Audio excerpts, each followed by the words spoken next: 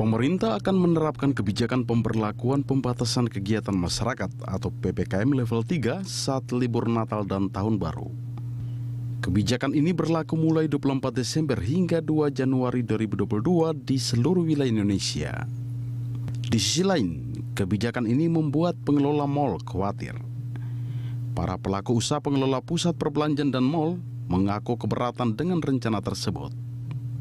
Ketua Umum Asosiasi Pengelola Pusat Belanja Indonesia, Alfonsus Wijaja menilai, pembatasan yang bersifat sesaat tidak akan efektif, sebab masyarakat akan mencari berbagai alternatif untuk menghindari kebijakan tersebut.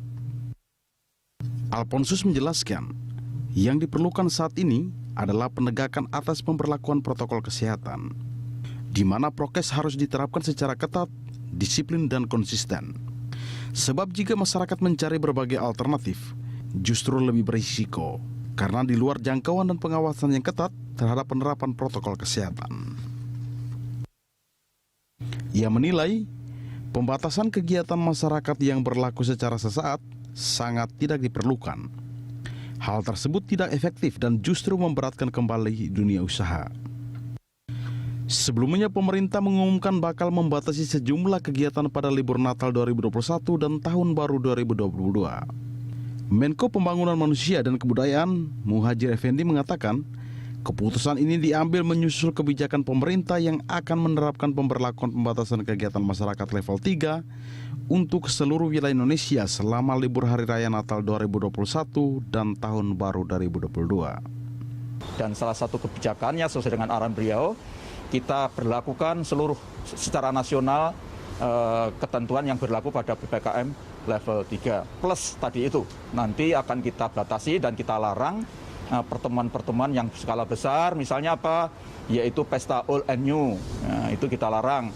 Yang dibolehkan pesta old and new hanya di tingkat keluarga saja, mungkin 10, 50, 10, 15 keluarga mungkin masih dibolehkan. Tapi kalau di hotel menggelar rame-rame, hura-hura, tidak boleh. Apalagi kemudian juga diikuti dengan pesta petasan, kemudian pawai tahun baru, itu semua nanti akan dilarang dan sekarang sedang disiapkan protapnya oleh Pak Kapolri. Sesuai dengan arahan Bapak Presiden, tidak ada penyekatan. Tidak ada penyekatan, tetapi kita himbau, kita serukan kepada seluruh masyarakat untuk tidak bepergian, kecuali untuk tujuan-tujuan primer. Lebih baik mulai sekarang mendesain, merencanakan kegiatan menyongsong libur Nataru yang bersifat keluarga saja, tapi nyamannya, gembiranya tetap terjaga. Larangan kegiatan dan penerapan PPKM level 3 di seluruh Indonesia tersebut dalam rangka memperketat pergerakan orang guna mencegah lonjakan kasus COVID-19. Apalagi libur Natal dan Tahun Baru diprediksi akan meningkatkan mobilitas warga.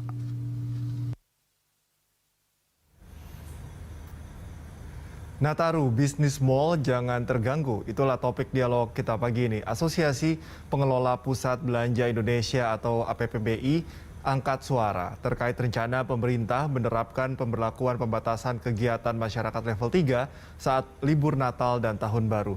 APPBI berharap pemerintah tidak memberlakukan pengetatan kegiatan selama libur Nataru karena bisa mempengaruhi dunia usaha.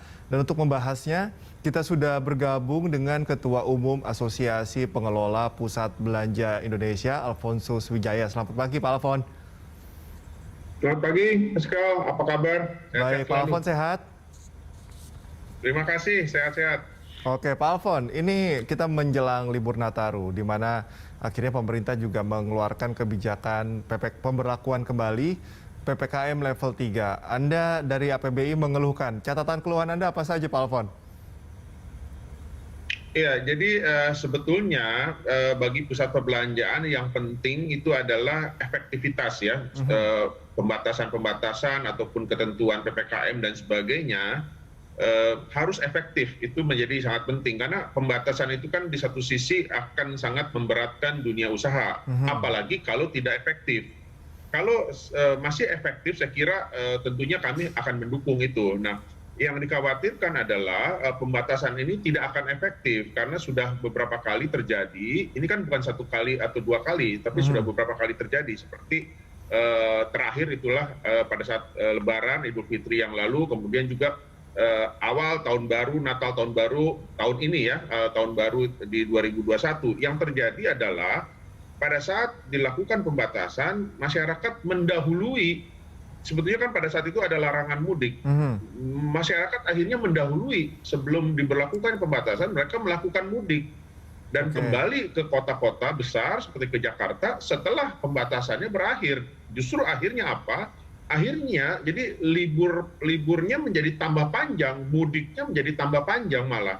Bukannya berkurang ataupun tidak ada mudik, malah tetapi jadi bertambah. Nah, itu yang akan terjadi. Saya kira demikian juga sekarang sudah terjadi.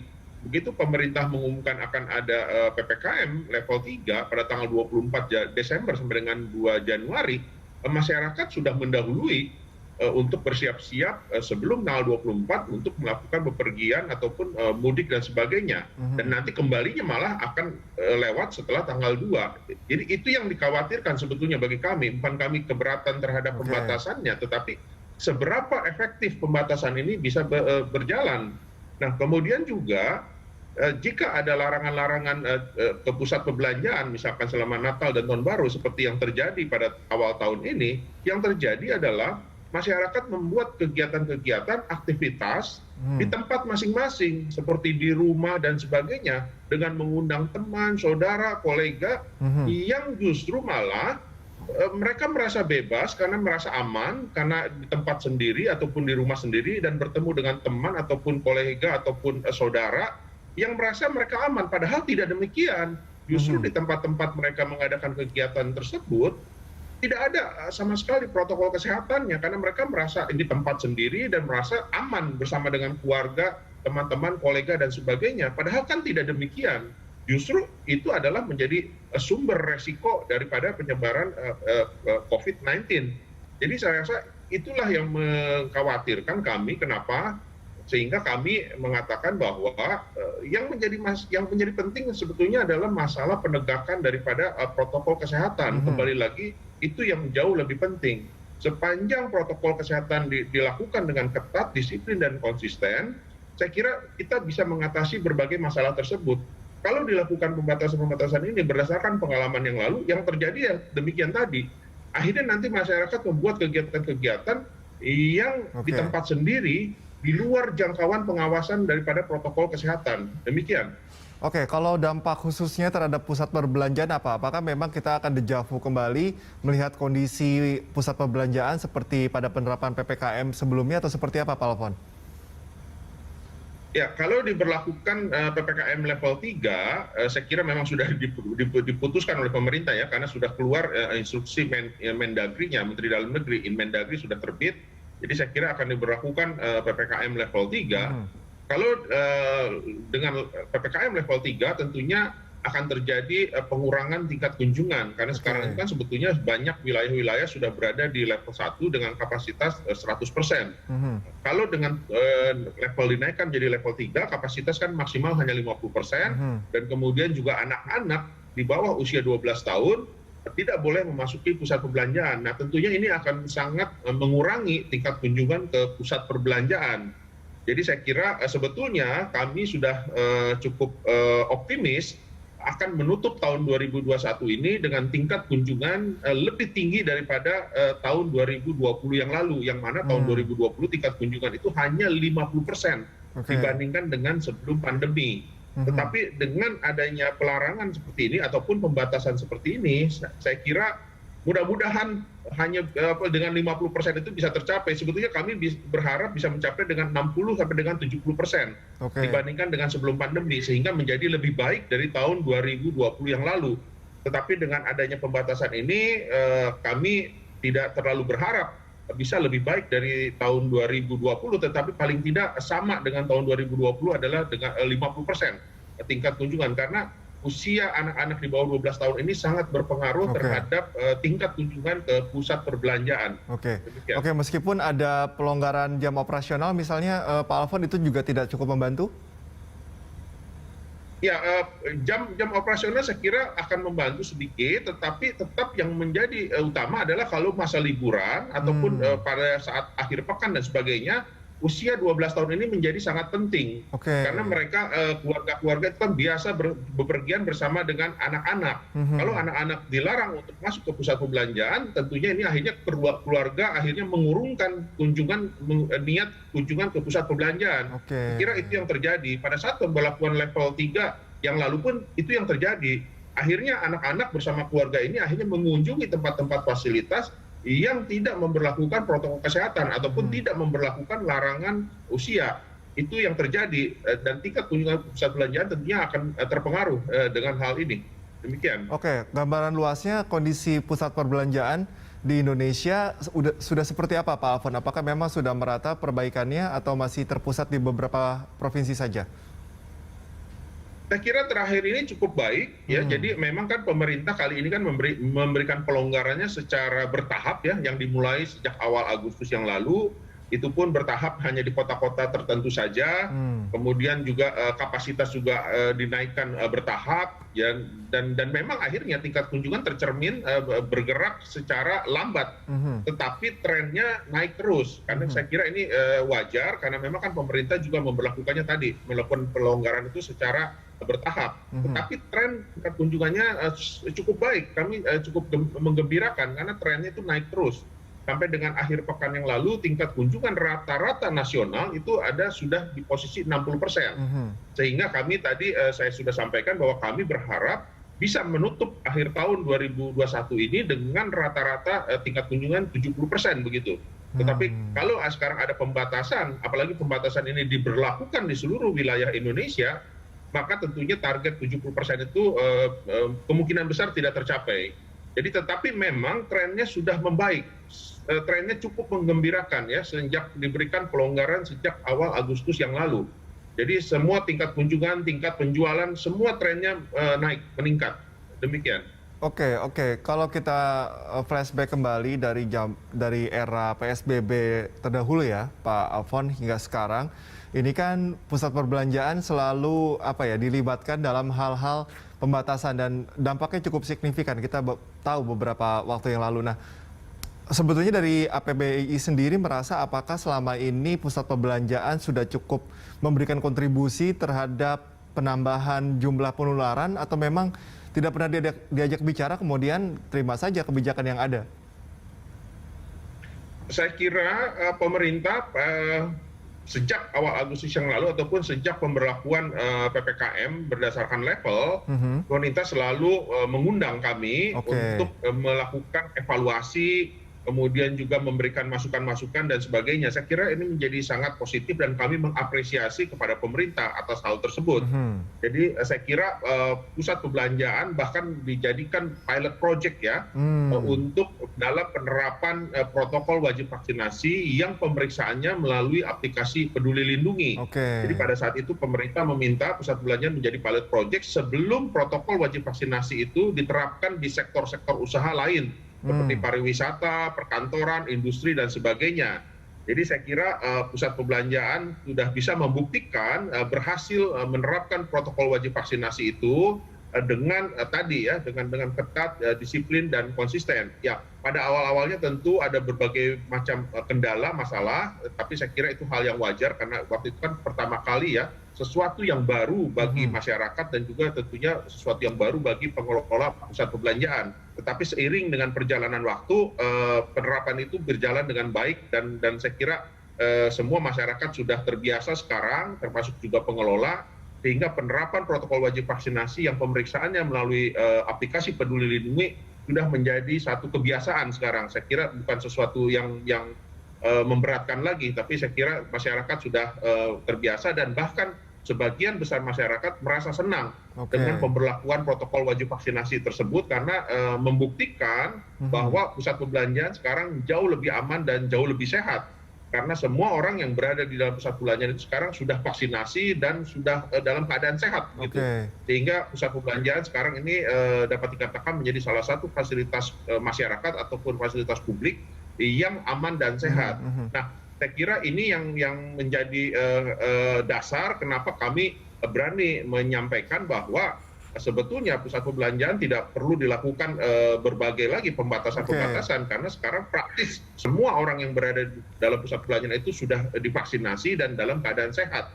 Saya kira itu yang bisa disampaikan ya. Jadi sebetulnya tidak diharapkan lagi, tidak diperlukan lagi pembatasan-pembatasan karena tadi alasan tadi dan saya kira sekarang pun pusat perbelanjaan selalu dimintakan pendapat oleh pemerintah, dimintakan masukan oleh pemerintah jika ada sesuatu yang memang diperlukan untuk dilakukan kebijakan-kebijakan yang baru, demikian. Oke, nah ini menarik Pak Alfon, melihat fakta-fakta yang tadi dijabarkan oleh Pak Alfon, seperti apa sih sebetulnya respon dari anggota pengelola pusat perbelanjaan ini? Apakah memang rata-rata sama atau memang ada beberapa pengelola pusat perbelanjaan yang merasa was-was ini baru recovery, tiba-tiba ada kebijakan seperti ini lagi?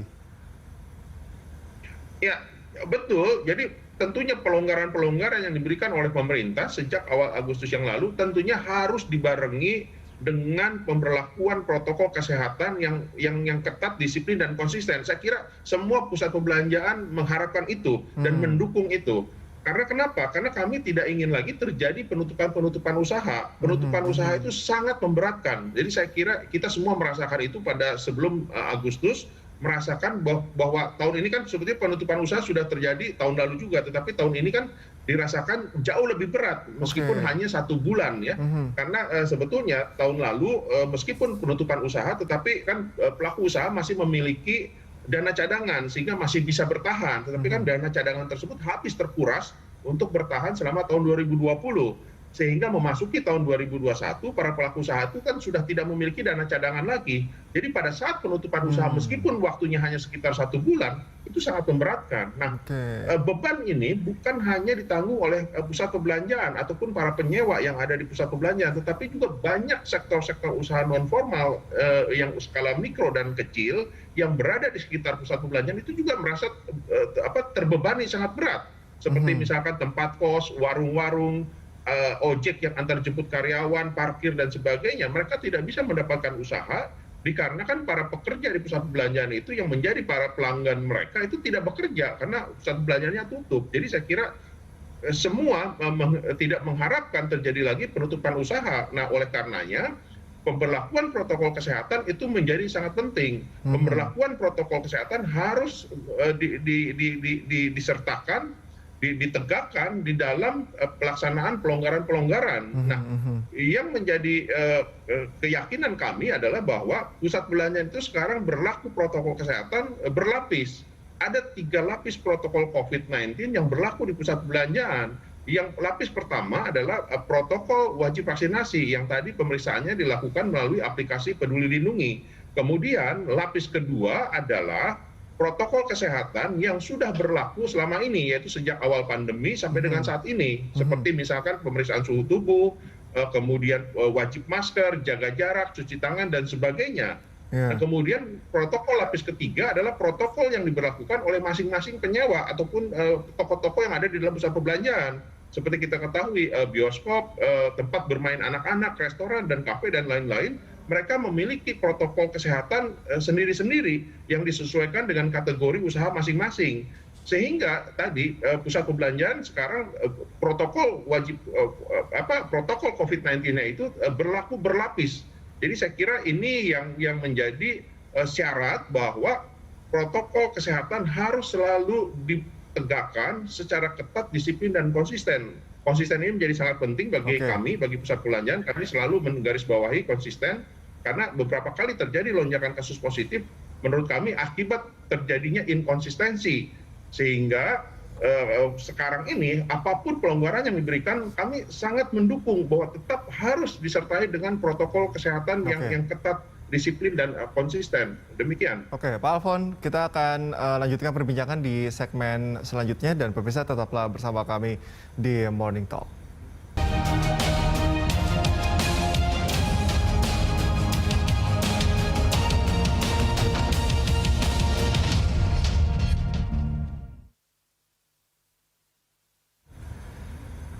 Kita lanjutkan perbincangan pemirsa, masih bersama dengan Ketua Umum APPBI Alfonsus Wijaya. Pak Alfon, tadi kalau Pak Alfon sempat mengatakan bahwa justru saat ini pusat perbelanjaan ini bisa dikatakan dijadikan role model begitu ya untuk penerapan prokes atau protokol kesehatan di tempat-tempat wisata atau pusat perbelanjaan begitu ya. Nah, supaya seragam sebetulnya mungkin bisa dicontohkan Pak Alfon, bagaimana sih selama ini di pusat perbelanjaan itu penegakan hukumnya seperti apa, kemudian pengawasannya yang dilakukan itu seperti apa Pak Alfon?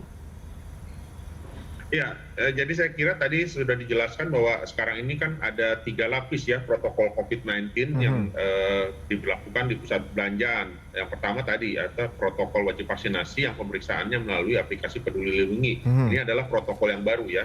Jadi selama ini kan sebelumnya kita hanya punya satu instrumen untuk bisa mengatasi ataupun supaya kita bisa berkegiatan dan beraktivitas secara aman dan sehat selama COVID-19 masih bersama kita ini, yang kita tidak tahu nih kapan selesai. Ya, tetapi kan pastinya kita ingin tetap, tidak mungkin kita tidak berkegiatan, beraktivitas selama COVID-19 masih bersama kita. Tetapi yang jadi penting adalah bagaimana kita berkegiatan dan beraktivitas secara aman dan sehat. Nah, dahulu cuma ada satu instrumen yang kita gunakan, yaitu adalah protokol kesehatan seperti pengecekan suhu tubuh, jaga jarak, wajib masker, cuci tangan dan sebagainya. Nah, sekarang ada satu instrumen baru, yaitu vaksinasi. Ini yang kita gunakan sekarang. Jadi di pusat perbelanjaan menggunakan 2 instrumen ini.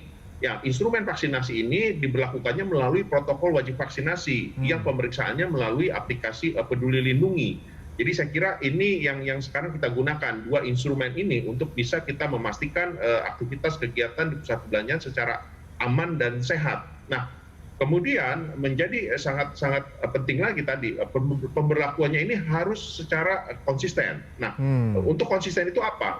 Kami mempunyai bagaimana 2 protokol ini dikontrol pelaksanaannya. Nah, setiap pusat perbelanjaan sudah memiliki Satgas internal COVID-19. Ini Satgas ini sebetulnya sudah ada sejak awal pandemi. Nah, Satgas ini adalah tugasnya hanya berkeliling sepanjang hari di dalam pusat perbelanjaan untuk memastikan siapapun yang berada di dalam pusat perbelanjaan, entah itu pegawai toko, pegawai pusat perbelanjaan, pemilik toko, pengunjung, semua menerapkan protokol kesehatan secara ketat, disiplin, dan konsisten tadi.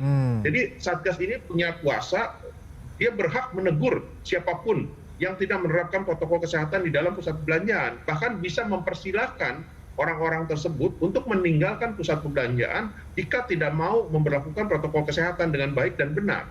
Dan kemudian Satgas internal ini juga memeriksa toko-toko ataupun penyewa-penyewa yang ada di pusat perbelanjaan. Mereka memastikan bahwa toko-toko ini memperlakukan protokol kesehatan dengan baik dan benar. Kalau ditemukan toko-toko yang tidak memperlakukan tersebut, mereka akan memberikan teguran. Teguran mulai dari teguran lisan, teguran tertulis, sampai dengan penutupan usaha sementara waktu. Penutupan operasional sementara waktu, sampai dengan toko tersebut dipastikan bisa menerapkan protokol kesehatan dengan baik dan benar. Jadi saya kira di pusat perbelanjaan sudah ada SOP yang cukup lengkap. Mulai dari pemberlakuan protokol COVID-19-nya sampai dengan kontrol dan sanksinya.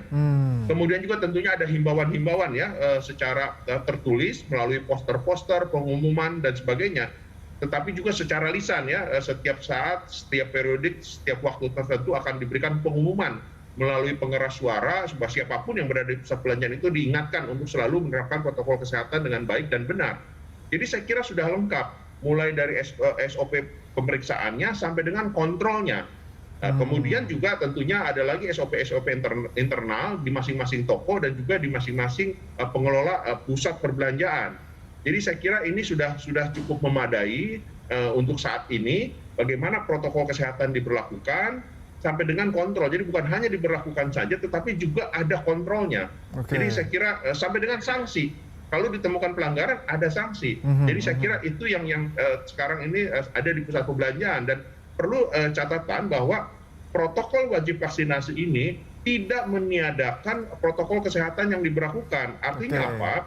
Jika seseorang telah lolos dari screening Peduli Lindungi, belum tentu bisa masuk ke pusat perbelanjaan kalau mereka tidak lolos dari screening protokol kesehatan. Misalkan sudah lolos dari screening Peduli Lindungi, notifikasinya warna hijau, tetapi tidak lolos di protokol kesehatan. Misalkan ternyata suhu tubuhnya tinggi, tetap tidak bisa masuk, Oke. meskipun sudah lolos dari screening Peduli Lindungi. Jadi saya kira di pusat perbelanjaan sudah cukup ketat protokol COVID-19-nya. Demikian. Oke, iya, saya sepakat Pak Alfon. Yang paling penting adalah konsisten ya dalam penegakan hukum tadi dan juga dalam proses pengawasan. Saya ingin kembali lagi menyinggung mengenai pusat perbelanjaan untuk jam operasional. Tadi juga sempat kita bahas bahwa saat ini saya mencoba menyelami apa yang dikhawatirkan oleh pemerintah sehingga mengeluarkan kebijakan ini di mana anak di bawah 12 tahun tidak boleh masuk lagi, kemudian jam operasional ditambah mungkin sebagai bentuk kompensasi. Dan sekarang pun juga aturan atau Inmendagri ini juga sedang direvisi, tapi belum tahu poinnya apa. Anda punya catatan khusus mungkin di poin terakhir ini? Ya, jadi saya kira sebetulnya tadi masyarakat tadi pasti akan mencari jalan. Selalu, saya kira itu sudah terbukti ya. Bukan hanya di Indonesia saja, seluruh dunia manusia selalu akan seperti itu. Mereka akan, jika ada pelarangan atau pembatasan, mereka akan mencari jalan lain ya, akan mencari upaya-upaya lain. Saya kira itu yang akan terjadi. Jadi sebetulnya yang paling penting adalah biarkan saja fasilitas-fasilitas masyarakat, salah satunya adalah pusat perbelanjaan yang telah mempunyai SOP yang cukup lengkap tadi. Saya kira itu biarkan saja. Nah, kalau masyarakat ini tadi dibatasi, contoh misalkan mengadakan kegiatan-kegiatan di rumah ataupun di tempat-tempat sendiri, yang paling gampang saja lah. Mereka tidak ada protokol wajib vaksinasinya. Itu sudah pasti. Kalau ke pusat perbelanjaan, mau operasionalnya jam berapapun, tidak perlu diperluas, tidak perlu diperpanjang, ataupun kalau mau diperpanjang ya tidak masalah, tetapi ada kontrolnya bahwa semua yang masuk ke pusat perbelanjaan itu harus sudah wajib vaksinasi. Tetapi kalau mereka mengadakan kegiatan-kegiatan di rumah, di tempat-tempat sendiri, sudah tidak ada itu protokol wajib vaksinasi. Siapa yang akan memeriksa bahwa semua yang berkumpul, teman-teman, saudara, ataupun siapa, kolega, segala macam, bahwa mereka diperiksa, bahwa mereka sudah melewati screening vaksinasi. Saya kira tidak demikian.